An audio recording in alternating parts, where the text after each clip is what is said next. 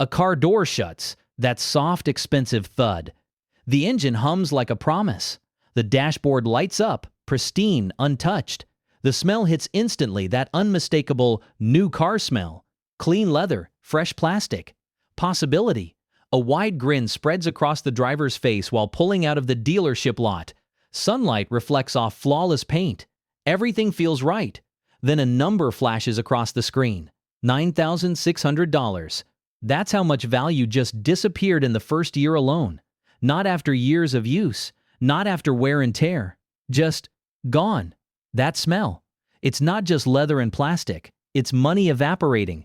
And that moment right there, the one that feels like a reward, is often the exact moment where long-term wealth quietly starts bleeding. Right after that, a voice cuts in. Imajaz, with a master's in finance. And what's about to unfold isn't about cars. It's about how one of the most common purchases quietly becomes one of the most destructive financial decisions most people ever make. Because this isn't about transportation anymore. It hasn't been for a long time. It's about psychology. It's about debt. And it's about a system designed to make something incredibly expensive feel completely normal. Somewhere along the way, the conversation changed. Nobody walks into a dealership asking, "What's the total cost of this car?" The question sounds different now. What's the monthly payment? That one shift changes everything. Because once the focus moves from total price to monthly affordability, almost any number can be justified. A $48,000 anymore, it sounds like $748 a month. Manageable, comfortable even. That's exactly how Victor ended up in his situation. Victor isn't reckless. Stable job, solid income, financially aware enough to know he shouldn't overspend. Walked into the dealership with a rough budget in mind. Then the numbers started moving. The salesperson didn't argue price, didn't push aggressively, just asked a simple question. What kind of monthly payment feels comfortable? That question sounds harmless, helpful even, but it quietly shifts control. Victor mentioned a number, somewhere around $700 felt okay. The dealer nodded, tapped on a keyboard, adjusted a few things. Then came the line. Good news, that $48,000 SUV can make it work for $748 a month. Close enough. What didn't get highlighted was the structure behind that number. A 7.5% interest rate, a 72-month loan, 6 full years. By the time the final payment clears, Victor doesn't just pay $48,000. The total comes out to $53,856. And here's where it gets uncomfortable. Fast forward a few years, that same SUV, it's worth around $21,600. More than half the value. Gone. Payments still being made. Value still dropping. That's the depreciation cliff, and it's steeper than most people realize. A brand new car typically loses around 16% of its value in the first year. Over 5 years, that loss can reach around 55% or more. Imagine putting $50,000 into something and watching it shrink to $22,000 while still paying interest on the original amount. In any other scenario, that would trigger panic, immediate concern, questions. But with cars, it's normalized, even celebrated. Photos get posted, congratulations roll in, comments like, well-deserved and huge upgrade. No one mentions the financial trade-off happening quietly in the background. Now, across town, a completely different decision unfolds. Claire stands in a used car lot, looking at a 3-year-old version of that exact same SUV Victor bought. Same model, same features. Slightly older. Price? $24,000. No showroom shine. No new car smell, but still reliable, still functional, still does exactly what a car is supposed to do. Claire pays cash, no monthly payments. But here's where things shift. Instead of sending $748 every month to a lender, that same amount gets redirected elsewhere, into an investment account, consistently, every month, at an average return of 8% annually. Over 6 years, that grows to over $69,000. No dramatic moves, no risky bets. Just consistency. Same money, different direction. Victor ends up with a depreciated asset worth less than half of what was paid. Claire ends up with a reliable car and an investment that grew significantly. That gap isn't about luck, it's about structure. And this is where the conversation gets bigger than just two people. Because zooming out reveals something much larger happening across the entire country. As of the third quarter of 2025, total auto loan debt in the United States hit $1.66 trillion. That's not a small number hiding in the background. That's one of the largest categories of consumer debt, second only to housing. It even surpasses total student loan debt in many cases, and it's growing. Over the past decade, auto loan debt has surged by 58%. That's not just inflation, that's a behavioral shift. Cars are getting more expensive, but instead of adjusting expectations, most people are stretching financing. Longer terms, higher payments, more interest. The average new car price reached around $49,814. The average loan sits above $42,000. Monthly payments hover around $748 to $772. And loan terms? Increasingly stretching to 72 months, even 84 months in some cases. 7 years. 7 years of payments on something that's losing value the entire time. And nearly 28.1% of trade-ins now carry negative equity. That means the car being traded in is worth less than the remaining loan balance. In simple terms, people are rolling old debt into new loans, stacking financial obligations on top of depreciating assets. It's a cycle, and it's incredibly easy to fall into. Back inside the dealership, the process looks smooth, polished, professional. But behind the scenes, there are specific tactics designed to guide decisions. One of the most widely used is something called the four-square method. It breaks the deal into 4 boxes: vehicle price, trade-in value, down payment, and monthly payment. Instead of focusing on one clear number, everything gets blended together. Adjustments happen across multiple areas at once. A slightly higher price gets balanced by a slightly lower monthly payment. A longer loan term makes everything feel manageable. It creates confusion while maintaining the illusion of control. Because as long as the monthly payment fits, the deal feels acceptable, even if the total cost quietly increases. Then comes loan extensions. Stretching payments over 84 or even 96 months dramatically lowers the monthly number, but it increases total interest significantly. It's like shrinking the visible part of the iceberg while expanding what's hidden underneath. That's how a car that feels affordable month to month becomes expensive long term. And then there's the negative equity trap. Trading in a car that still has an outstanding loan balance doesn't eliminate the debt, it transfers it. The remaining balance gets rolled into the next loan. Now the new car starts off already underwater. More debt, higher payments, longer terms. It looks like progress on the surface, but financially it's moving backward. At this point, the conversation shifts. A second voice joins in.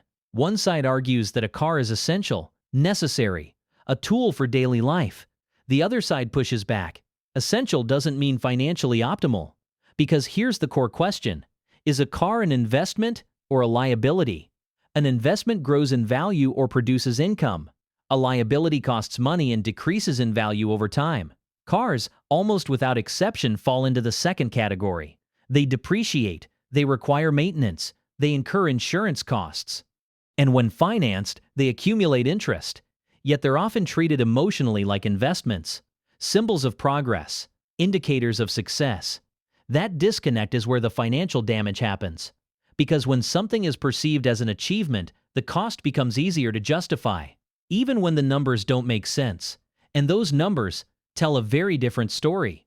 Imagine allocating $800 per month, roughly the average cost when factoring in payments, insurance, and maintenance for a new vehicle. Instead of directing that toward a depreciating asset, it goes into an investment earning around 8% annually. Over time, that compounds. By retirement age, that single decision can grow into millions. The difference isn't small, it's life-changing. The kind of difference that determines whether someone works into their 70s or has the option to stop earlier. Whether financial stress becomes a constant or something that fades over time. And yet, every day, decisions are made in the opposite direction. Not out of ignorance, but because the system is designed to make it feel normal, comfortable, even rewarding. The new car smell fades quickly, but the financial impact lasts much longer. And the real shift happens when that trade-off becomes visible, because once it's seen clearly, it's hard to ignore. That's where things start to shift, because once the illusion breaks, the numbers start telling a story that's hard to ignore. The idea that a car is just a normal expense begins to fall apart when the full cost becomes visible. Not just the monthly payment, not just the sticker price, but the entire life cycle of ownership. Because the real cost of a car isn't what's paid at the dealership, it's what's sacrificed over time. And that's where most people never look. Victor's situation doesn't feel extreme.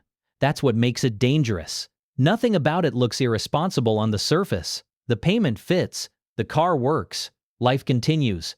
But zoom out just a little. Every single month, $748 leaves his account. That's not just a payment, that's a transfer of future potential. Because that same $748, redirected consistently, doesn't just sit still. It compounds, it grows, it builds something over time. And that's where the real cost shows up. Not in what's spent, but in what's never created. Meanwhile, Claire's decision keeps compounding quietly in the background. No attention, no validation, no social media posts, just numbers growing. That's the part most people never see. Because society tends to reward visible consumption, not invisible discipline. A brand new SUV gets attention. A growing investment account doesn't. But one creates the appearance of wealth. The other actually builds it. That distinction matters more than it seems, because the entire system leans heavily on perception. Dealerships don't just sell cars, they sell comfort. They sell justification. They sell a version of affordability that fits into monthly budgets while stretching long-term reality. And they're good at it. The conversation always circles back to one number. What works monthly? Not total cost, not long-term impact, just monthly comfort.